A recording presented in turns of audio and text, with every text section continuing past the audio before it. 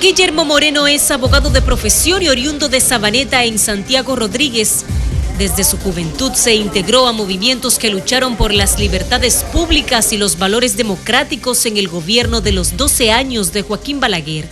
Su formación profesional le ha merecido ser reconocido en los ámbitos académicos e intelectuales del país, llegando a ocupar funciones públicas.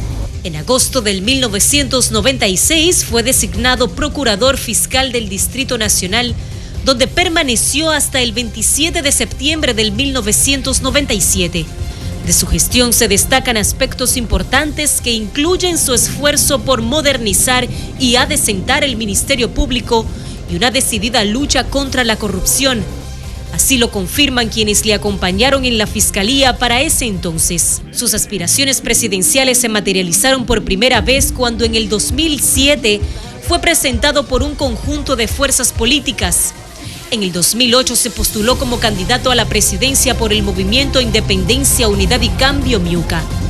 Ya para el 2011 su partido Alianza País decide presentarlo como candidato a la presidencia de la República, siendo aceptado por la Junta Central Electoral. Nuevamente es el candidato de su organización política, con una valoración positiva expresada por algunos votantes consultados. No se va a interrumpir hasta que no alcancemos la justicia social, la democracia. Moreno acude a las elecciones generales del 15 de mayo con un mejor posicionamiento según algunas encuestas que le han otorgado más de un 20% de aprobación. Ante este deprimente espectáculo, cruzando y abusando del poder, En base a una planificación estratégica regional.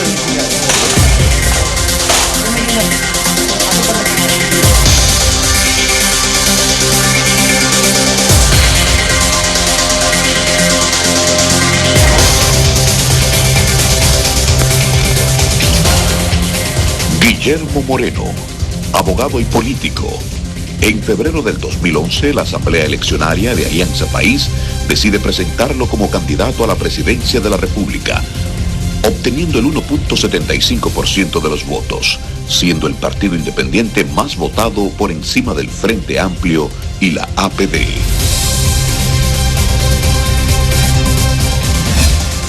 Muy buenas noches. Buenas noches, Nuria. De nuevo aquí. Ya nos estamos acercando, faltan pocos días. ¿Cómo están los nervios?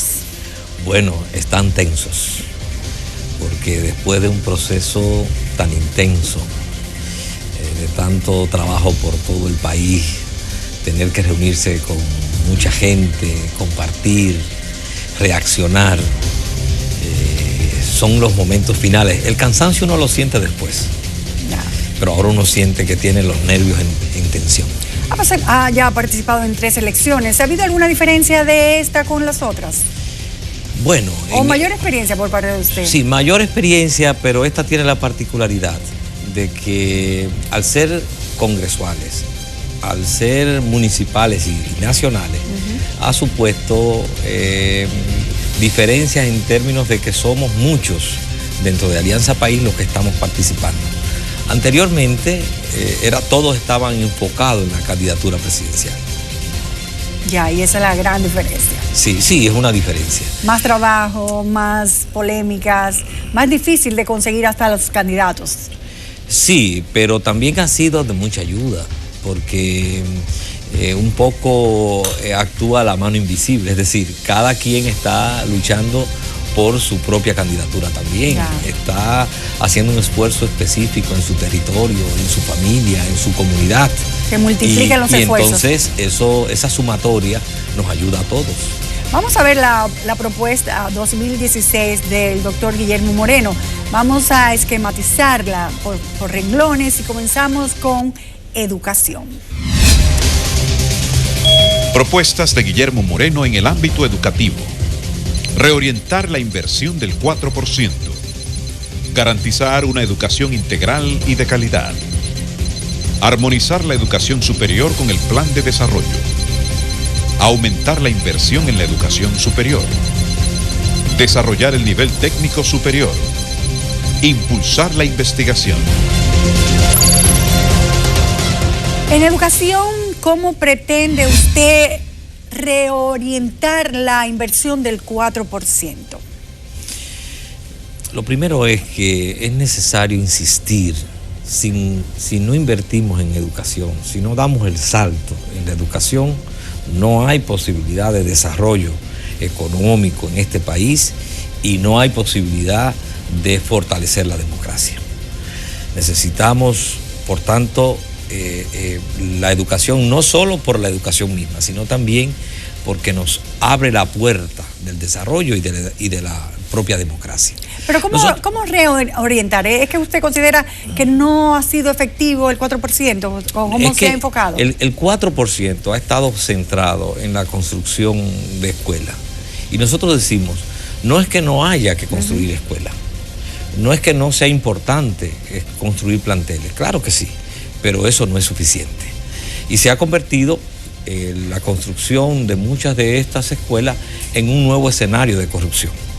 Entonces tenemos que reorientar porque siempre tengo que decir lo siguiente. Yo no recuerdo el aula donde di álgebra, pero sí recuerdo al profesor Ramón.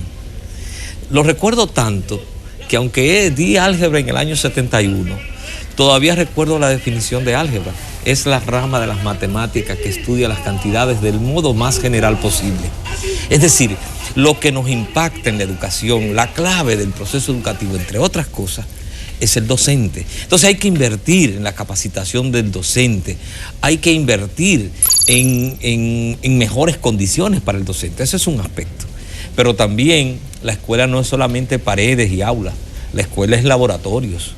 La escuela es también espacio para desarrollar el talento artístico, para desarrollar el talento deportivo. Nuestras escuelas tienen que tener espacios para donde haya canchas, donde haya salones de música, para que nuestros niños, niñas, adolescentes, además de los conocimientos básicos, puedan tener también la oportunidad de desarrollar su potencial artístico o deportivo. Y eso implica entonces mayor inversión en el docente, pero mayor inversión en la calidad de la educación. Nosotros necesitamos transformar el actual sistema educativo, lograr una educación integral, que además de los conocimientos básicos, por ejemplo, necesitamos que la educación esté conectada con las nuevas tecnologías, que en la educación nuestros jóvenes tengan acceso a las ciencias, que nuestros jóvenes, además de dominar la lengua materna, tengan opción a una segunda lengua. Es decir, en este caso, digamos que la educación sea bilingüe, sobre todo que nuestros niños y niñas puedan aprender un segundo idioma desde la más temprana edad. A eso es que me refiero cuando hablo de mejorar la calidad educativa, y sobre todo tenemos que transformar el currículum. ¿Por qué? Porque nosotros tenemos que tener una educación en función de la estrategia nacional de desarrollo que estamos impulsando en el país, para que la educación esté conectada. No puede el país estar impulsando el desarrollo por un lado y la educación de espalda o por otro lado. Y en ese sentido, para nosotros es muy importante que la inversión en educación esté conectada con esos elementos que son clave para el desarrollo. Nosotros pensamos sembrar el país de liceos politécnicos, sobre todo aprovechando la experiencia que hemos tenido con los jesuitas, por ejemplo, en Dajabón, con el Politécnico de San Cristóbal, con los salesianos en La Vega. En cada uno de estos provincias que he mencionado, esos liceos politécnicos donde nuestros bachilleres salen con el dominio semitécnico en determinadas áreas, bachilleres agrícolas, etcétera, se han creado generaciones enteras de hombres hoy, de adultos y de jóvenes que son emprendedores, que tienen empresas. Nosotros creemos que hay que sembrar el país de liceos politécnicos. Aun cuando sea prematura, yo veo ya que usted, si gana, se va a reelegir, porque no creo que en 4 años usted pueda hacer todo eso. No, pero nosotros lo que vamos a sentar las bases. Es decir, para nosotros, uno de los graves problemas que tiene este país es que cada 4 años lo inventamos, o lo reinventamos, o pretendemos reinventarlo. Y eso es lo que más dificulta que podamos avanzar. Nosotros lo que estamos planteando es establecer las grandes líneas la direccionalidad en la que debemos comenzar a dirigir este país. Okay. Y entonces, si una de esas líneas de trabajo es sembrar este país de liceos politécnicos, nosotros trataremos de que en cada provincia por lo menos haya un liceo politécnico. Si esa línea entonces va dando fruto, los próximos gobiernos tienen que continuarlo. Sobre todo con la poca continuidad de Estado que históricamente hemos tenido. Sí, pero un gobierno de Alianza País supone que la República Dominicana dio el giro. Ya. Dio el giro y por tanto toda esa vieja política y esos viejos partidos van a pasar al baúl de la historia. Bueno, vamos a ver, tiene mucho optimismo y positivismo, ¿verdad? Usted por eso estoy luchando, ya, sí, por eso está porque luchando. Soy un hombre confiado, lleno de optimismo y con una creencia profunda en el potencial de mi país y de mi nación. Por eso lucho, aún muchas veces con las uñas. Mantenemos este proceso y mantenemos nuestra participación. Una de las partes de educación se refiere a armonizar educación superior con el plan de desarrollo, que es más o menos lo que usted acaba de decir, pero ajustado ahora a la educación superior, que no está en el mismo lineamiento del desarrollo que usted cree que debe llevar el país. Sí, la educación superior es parte de todo el sistema educativo. Y está muy conectado. Si nosotros no logramos transformar la educación primaria y secundaria en una educación de calidad, eso se refleja en la educación superior. Por ejemplo, en la educación primaria y secundaria nosotros tenemos que hacerle, vamos a decir, una guerra a la deserción escolar. Porque debo decir que de cada 100 niños que ingresan a la escuela, 85 desertan. 45 lo hacen antes del 8º curso. Y 40 lo hacen antes del bachillerato. ¿Y en la universidad cómo están? Y entonces resulta que de esos 15 que terminan el bachillerato ingresan 4 a la universidad. Y entonces algunas veces se gradúan 2 o 1. Entonces así no puede ser. Nosotros necesitamos mejorar la calidad de la educación, pero también crear los estímulos necesarios para que nuestros niños, niñas no deserten. Ahora bien, en el país hemos tenido una pirámide invertida. Tenemos unas 40 universidades y tenemos una decena de institutos técnicos superiores. Y nosotros creemos que hay que invertir en la educación universitaria, pero hay que ampliar también la inversión en la educación técnica, que crea técnicos en procesos educativos de 2 años. Técnicos en las distintas áreas, eléctricos, telecomunicaciones, etc. Entonces, esa inversión es necesaria porque no debe haber en la República Dominicana una provincia, una región donde no haya un instituto técnico superior, donde aquellos jóvenes que luego de ser bachiller no pudieran o no quisieran continuar, entonces puedan tener una profesión técnica. Hasta por su preparación, para por su sus formación. Habilidades. Y algunos de ellos pueden luego continuar la licenciatura. Ya. Por eso nuestra aspiración es que en un proceso de 4 años, llevar, hoy día se invierte el 0.35% del Producto Bruto Interno en la educación superior. Nosotros queremos llevarlo progresivamente al 2% del Producto Bruto Interno, la inversión en la educación superior. Privilegiando en muchos aspectos la inversión en la Universidad Autónoma de Santo Domingo, que vamos a cumplir con lo que dispone la ley de un 5% del presupuesto nacional, exigiendo evidentemente resultados académicos, rendimiento académico, calidad en los profesionales que graduemos en las universidades. Vamos a ver ahora el renglón corrupción, que le importa tanto ya a la ciudadanía, han tomado conciencia y es un renglón importante. A ver, ¿qué ofrece usted por ahí? Para luchar contra la corrupción, Guillermo Moreno propone hacer un gobierno honesto, desarrollo de mecanismos de prevención de la corrupción, acabar con la impunidad y el borrón y cuenta nueva, llevar los corruptos a la cárcel. Por ejemplo, esto de hacer un gobierno honesto me parece un poco filosófico.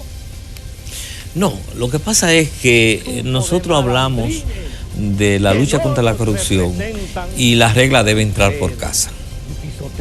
No se trata de perseguir solo la corrupción de otros, se trata de prevenir la nuestra.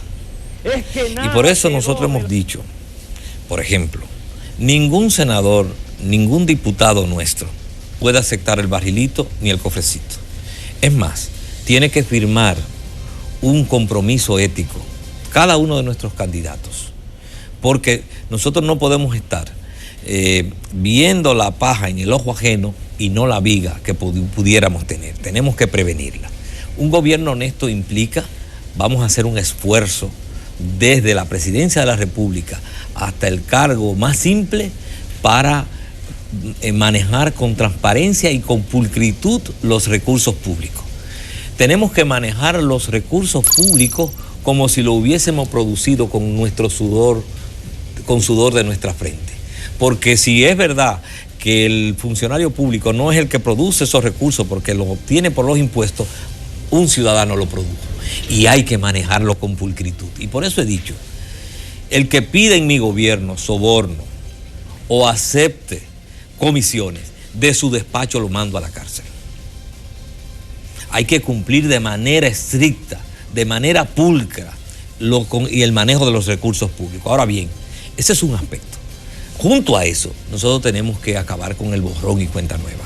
Tenemos que establecer precedentes claros de que la corrupción no puede pagar. Y en ese sentido, he asumido el compromiso de investigar todos los actos de corrupción que no hayan prescrito de los últimos 20 años, con un ministerio público independiente que sea capaz de investigar y de llevar a la cárcel los corruptos. Pero no solamente eso, recuperar lo robado, porque no es suficiente con que el corrupto vaya a la cárcel. Es necesario que ingrese de nuevo al patrimonio público lo que se han robado los corruptos.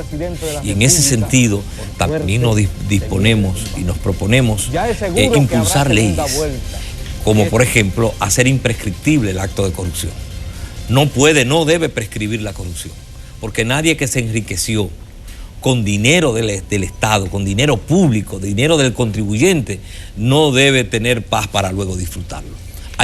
Tiene que volver a las arcas del Estado. Todo el mundo reconoce la honestidad y la lucha que ha tenido usted contra la corrupción. Por ejemplo, en esta encuesta que vamos a ver ahora, precisamente dice eso de usted. Porque es una persona seria y que lo ha demostrado durante toda su trayectoria. Es un hombre serio y trabajador. Se perfila como una persona honesta. Es un hombre bueno. Él no tiene mala influencia como esta gente. Él todo come solo.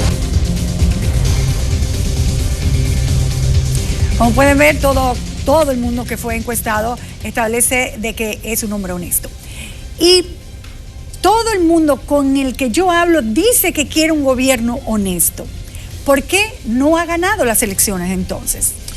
Porque en alguna forma nosotros representamos un cambio y los cambios requieren de procesos.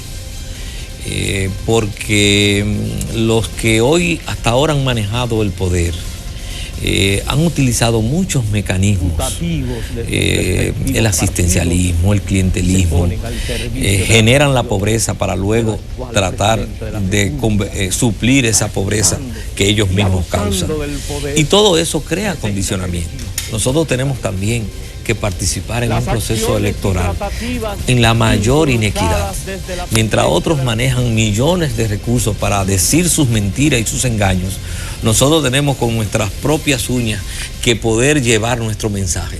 Y muchas veces nuestro mensaje no llega a todo a quien debe llegar.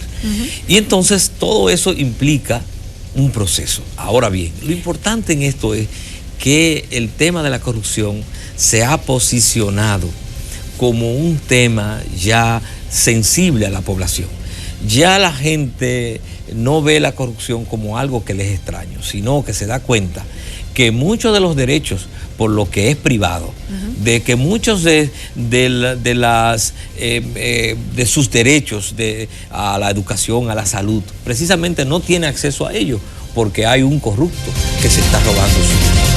Entregando nuestros recursos naturales a precio de vaca muerta. Esa es mi aspiración y para eso voy a luchar. El narcotráfico se ha convertido en el principal empleador en muchos de nuestros barrios y comunidades